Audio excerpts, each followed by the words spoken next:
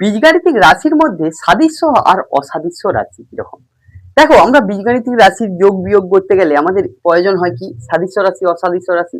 তাহলে আমরা সাদৃশ্য রাশি অসাদৃশ্য রাশিটা যদি ঠিকভাবে জেনে নিতে পারি, বীজগাণিতের যোগ বিয়োগ আমাদের খুব হাতের রেখার মধ্যে তালুবদ্ধ হয়ে যাবে। দেখো,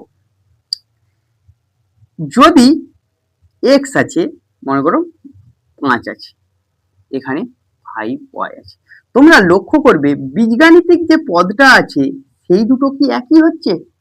যদি একই হয় তাহলে তারা সাদৃশ্য, না হলে অসাদৃশ্য। এখানে একই হচ্ছে না, অসাদৃশ্য, অসাদৃশ্য। কিন্তু মনে করো 5x² - 7x² আছে, দেখো বীজগাণিতিক পদগুলো, ঘাত সমেত পদগুলো, তাহলে এগুলো কি হয়ে যাবে? সাদৃশ্য।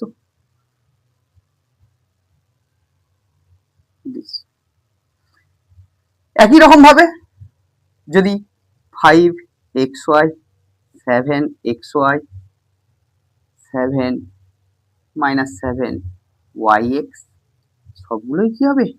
সাদৃশ্য রাশি হবে।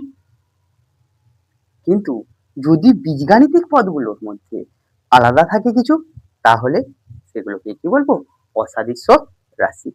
সাদৃশ্য রাশিদের মধ্যে বীজগাণিতিক যোগ বিয়োগ করতে পারি, কিন্তু অসাদৃশ্য রাশিদের মধ্যে বীজগাণিতিক যোগ বিয়োগ করতে পারি না।